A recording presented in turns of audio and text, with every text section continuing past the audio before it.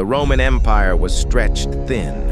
From the burning deserts of Africa to the freezing forests of Germania, its borders were under constant pressure. Enemies on all sides, soldiers tired, resources drained. In 376 CE, tens of thousands of Goths arrived at the Danube River, desperate. They weren't an invading army, at least not yet. They were running from something far worse. The Huns, brutal horsemen from the east, had torn through Gothic lands with such ferocity that even seasoned warriors chose to flee. With nowhere else to go, they begged the Romans to let them cross the river and enter the empire. Emperor Valens saw an opportunity. More people meant more taxes, more fighters. If the Goths could be settled, disarmed, and Romanized, it might solve several problems at once. So, a deal was struck. The Goths would hand over their weapons, receive food and land in exchange, and in return, serve Rome. But Rome had changed. The local governors, seeing profit in starvation, sold rancid dog meat to the Goths and demanded their children in return. The food promised by the empire never came. There was no land, no security, no justice, just hunger and humiliation. The Goths endured it for as long as they could. But by 377 CE, patience ran dry. They revolted. It started as scattered violence, but quickly the scattered turned strategic. The Goths weren't just refugees anymore. They were an organized army on Roman soil, and they were furious. The Romans underestimated them. Troops were sent to crush the rebellion, but the battles were costly. The Goths moved fast, struck hard, and faded into the forests. Roman forces struggled to adapt. Emperor Valens believed it was time to end this once and for all. He wanted glory.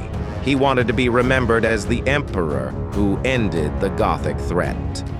So in 378 CE, he marched. He didn't wait for reinforcements from the Western Empire.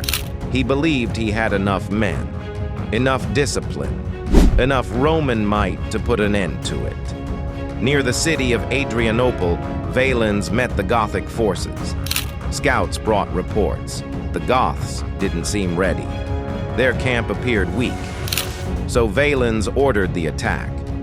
But what the scouts didn't see was what lay behind the hills. As the Roman legions advanced, the Gothic cavalry, which had been out raiding, returned. In perfect coordination, they swept around the Roman flanks. It was a trap, and Valens walked right into it. The sun beat down. The ground turned to chaos. Roman lines collapsed. Units broke apart. Communication failed. It wasn't a battle. It was a massacre. 2/3 of the Roman army was slaughtered that day. And Valens? He vanished. Some said he was wounded and carried into a farmhouse, which the Goths then set on fire.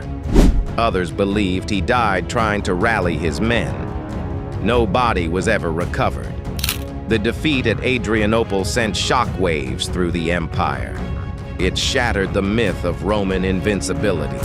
For centuries, barbarian tribes had feared the legions, but after Adrianople, they began to realize the empire wasn't unbreakable. It bled. It could fall. Rome thought it could absorb the barbarians, use them. Instead, the empire gave them a reason to rebel. Adrianople wasn't the end of Rome, not yet. But it was the beginning of the end. A signal that the old world was cracking, and the barbarians weren't at the gates anymore. They were already inside. History is full of shadows, secrets, and forgotten voices, and we're here to bring them back to life. If this story moved you, imagine what else waits to be uncovered. From ancient fortresses to whispered legends, each tale holds power.